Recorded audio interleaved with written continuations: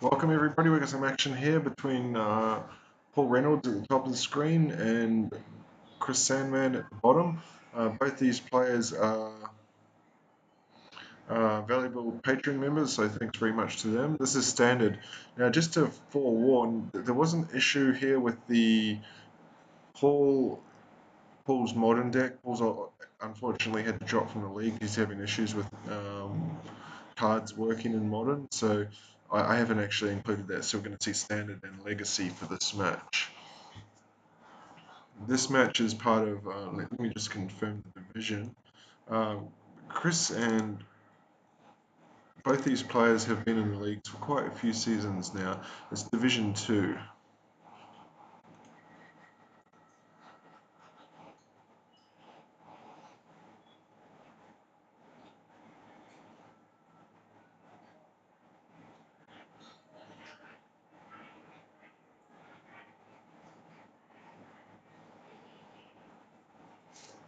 Yeah, so Chris actually had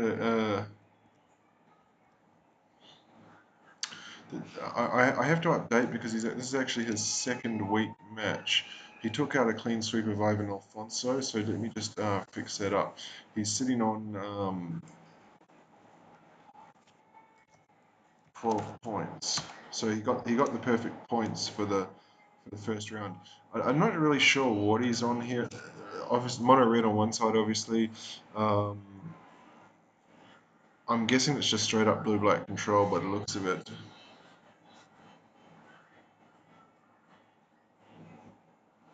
As Chris drops to 10. The old cliche, life pedals don't really matter too much here. You can see he does have. He's going to take the Bomat Courier now while Paul is tapped out, so that he can't sack the Courier and recharge his hand. He's not too concerned here, I don't think, with the Goblin Chainwhirler getting in. He's got two options. He can Glimmer of Genius or Supreme Will here. He's going to Supreme Will, save the Vraska's Contempt. Supreme Willing here gives him, he at least has an answer to that Chainwhirler if he requires it. Pass down, there's another answer, he'll probably take that. So that's his draw for the turn. I wonder if he can take another hit from the Chainwhirler, I think. And then Glimmer on the instep. He's not going to though. No play there from Paul, so is he out of gas?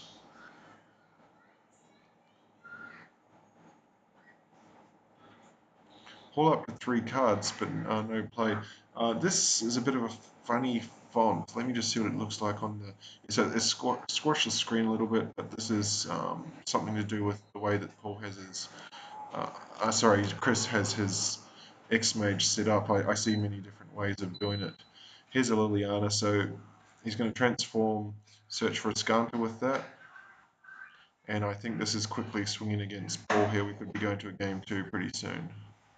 2, 4. Did he just tap 6 lands for that Liliana? I think he did, yeah, an extra blue.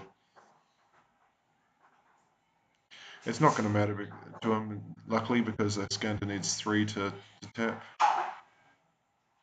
He's just looking at his grave here. There's no creatures to actually get back with Liliana.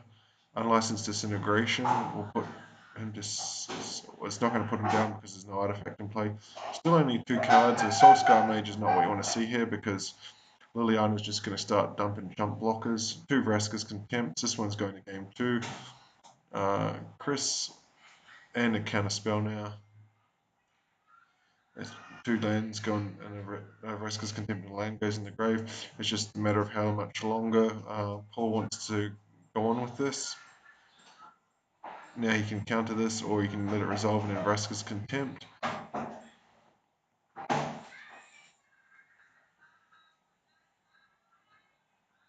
He's going to choose the counter.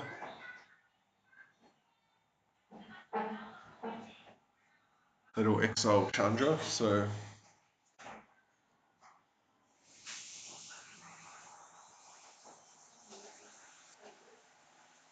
Soul Sky Mage is just going to go at the face here. You can just keep producing those chump blockers all afternoon. Phyrexian Scriptures, he can actually play this here, and what it does is it prevents Paul from He could have played the scriptures, and it prevents Paul from actually playing a creature this turn. Paul not mucking around now. Get rid of that Soul Scar Mage. He's got a spare Soul. He's got a spare Vraska's Contempt, and finally we're going to game 2. So he's got the Scarab God in hand this time. Counter spell.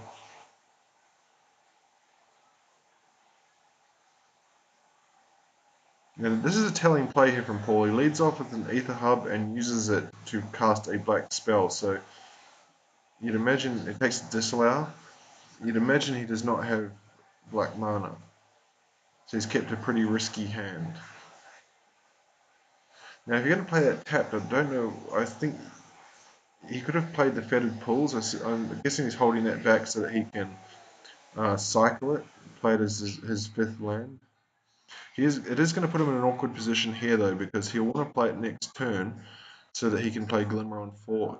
He can confirm playing Glimmer on 4 or Scarab God on 5. He's going to cycle it.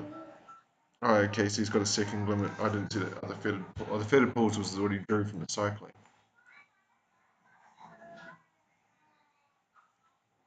Actually, his screen, you cannot see his full hand. He has to keep cycling. I don't know why you would play with it like that. He's taken beats here, though.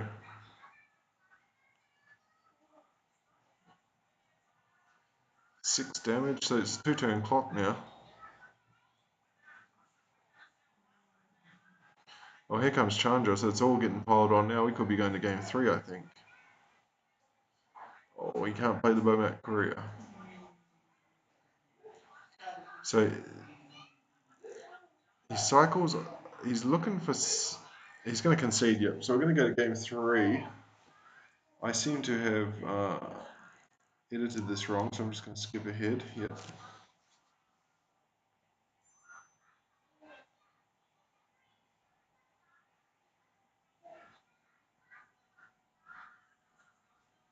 No attack from the Bomat Courier. Yeah, he says whoops in chat. I think he just missed a beat there. So here we go. 2 Bomat Couriers. Only 4 cards in hand, so I think he might be leaning pretty heavily on both of these.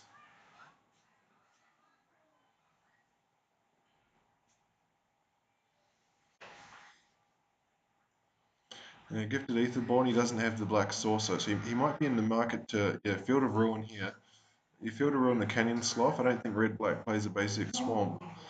And then he can play Gifted Aetherborn next turn. So this is going to be a strip mine here. He's going to be forced to use the Essence Scatter.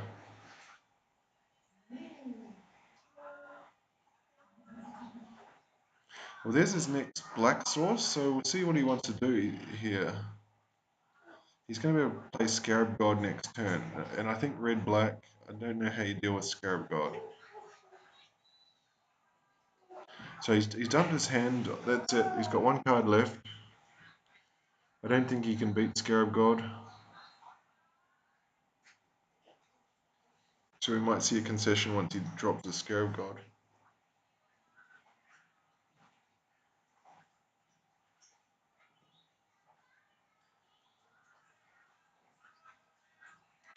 We'll see if this brings a concession. 2 cards in hand. So I don't know how this deck beats it. And he's going to play out the he's going to play out the Aetherborn, and then even if he kills the Aetherborn, he can just get it back as a 4/4 life blinker.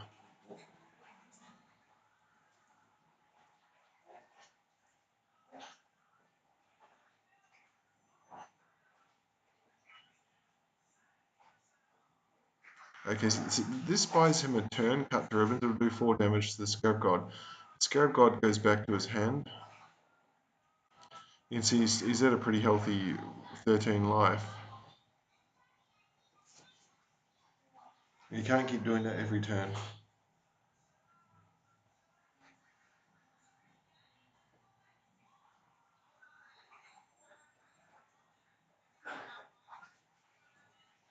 This red deck is one of the strongest decks in the format, so it must have some way to deal with this situation. I'm not sure what it is though.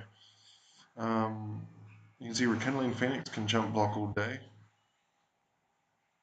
assuming that there's no removal on the other side, but the Phoenix actually is going to be able to erase.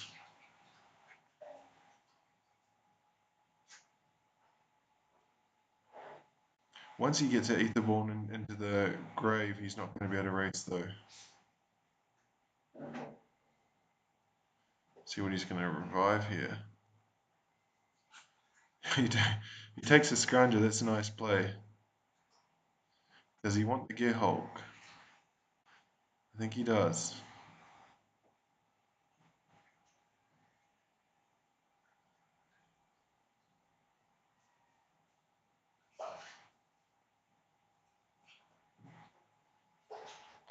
No blocks there, so he's too worried about losing the Rekindling Phoenix. He's got 3-turn clock. He needs to find some jump blockers here.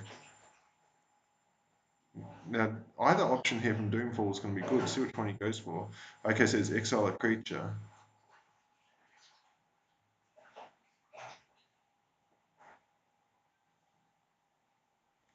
Down to 8. So but the Gifted Aetherborn though is going to be able to gain back 2 life. 2 Gear Hulks.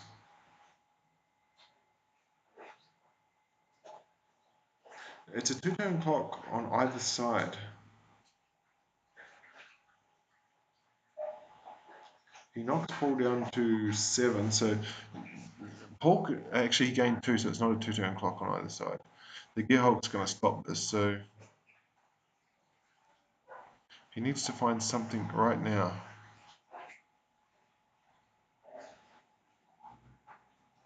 That's going to be the match.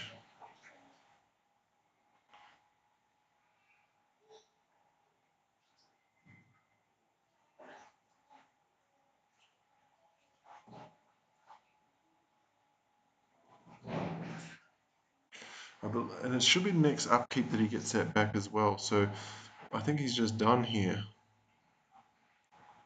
Even he's got 1 card in hand, even if he blocks one of those, or he'd have to give up the elemental.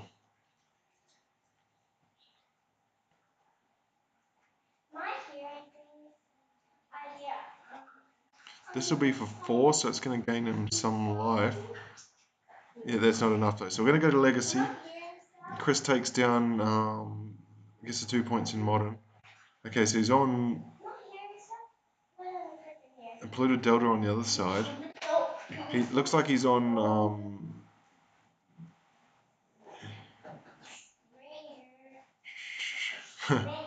here's a Chalice for 1, is it?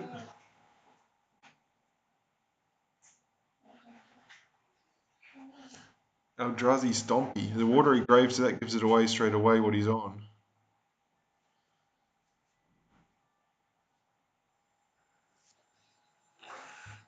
And the Simian Spirit Guide allows him to play a very fast game 1. We're going to game 2. I didn't even have time to say what the deck was. It's Blue Black Death Shadow, which half the deck is 1-drop, so Chalice just wipes it out.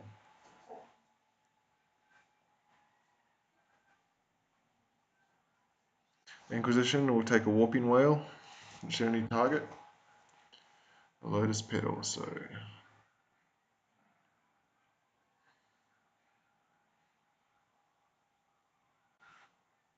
has he cut? Yeah, I think he just tried to cast the Brainstorm. Watery Grave, now he's going to Ponder. Cast a second Inquisition, that's not going to find anything. And for some reason he's going to concede here, so this is going to be the match to 12 points to Chris. So Chris with a solid start to his season.